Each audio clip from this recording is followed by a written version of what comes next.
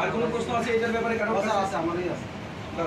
এটা সম্বন্ধে কোনো প্রশ্ন আছে না? এটা সম্বন্ধে আমার আছে। এখন এবারে মনে করেন একটা বিয়ে গেছে, যদি কোনো অ্যাক্সিডেন্ট না হয়, যদি মনে করেন যে না দেয়, 15 টাকা মধ্যে আরো 10টা দেওয়া আছে, 25টা।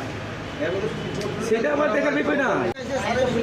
না না না না, আমি পারমিট দিইনি, আমি পারমিট দিই না, আমি পারমিট দিয়ে এখানে কথা কম। আমার হচ্ছে আমি আইন, এটা আপনারা জানেন তো, জানার পরে আপনারা নামতে আছেন। আর দুর্ঘটনা ঘটে গেলে কার দোষ? পুলিশে কিচ্ছু করে না। আজকে জানেন আমি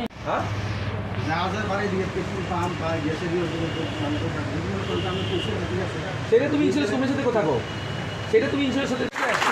ভালো লাগলো এই হাততালি রিসার সাথে, এই হাততালি যাতে তেলেমুনা বাসি টানে যায় সবার কাছে। কি আমরা সতর্ক হইতেছি, আমরা তেলেমুনা শহরটাকে সুন্দর করতেছি।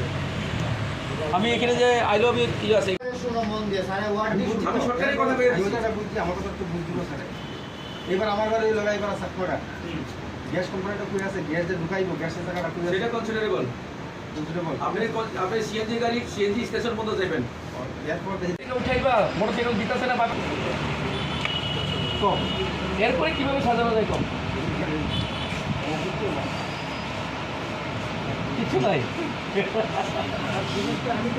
হ্যাঁ কম,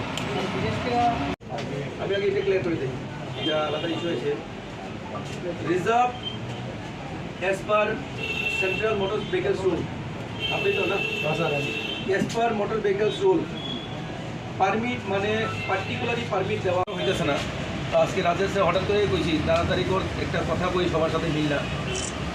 সবাই তো আমার ভিডিওতে দেখে আমার সশরীরে দেখছে না, রাস্তাঘাটে গেলে সবার সাথে কথা কোয়া সম্ভব না, আর সব কথা কোয়া তো সবখানে মানায়ও না।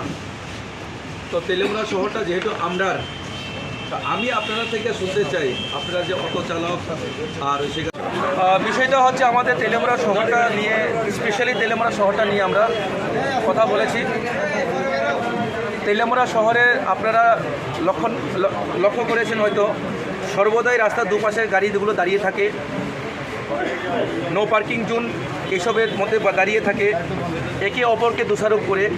তো আমরা আজকে টমটম এবং অটো রিক্সা শ্রমিকদের নিয়ে একটা বৈঠক করেছি আমরা, এবং এখানে আমরা সিদ্ধান্ত করেছি, এবং আপনার হাততালির গুঞ্জন শুনেছেন, ওনারাও খুব মুগ্ধ হয়েছেন।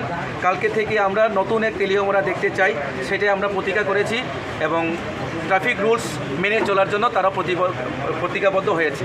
নতুন রুল বলতে কোনো কিছু না, যেগুলো রুলস আছে সেগুলোকেই ফলো করবে।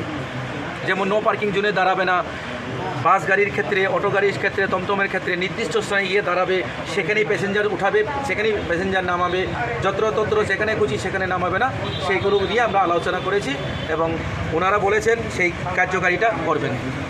কতদিন থাকবে তো কী বলবো, আমি কতদিন বাঁচবো সেটাও তো আমি নিজে জানি না। যতদিন বেঁচে থাকি, যতদিন করা যায় করবো।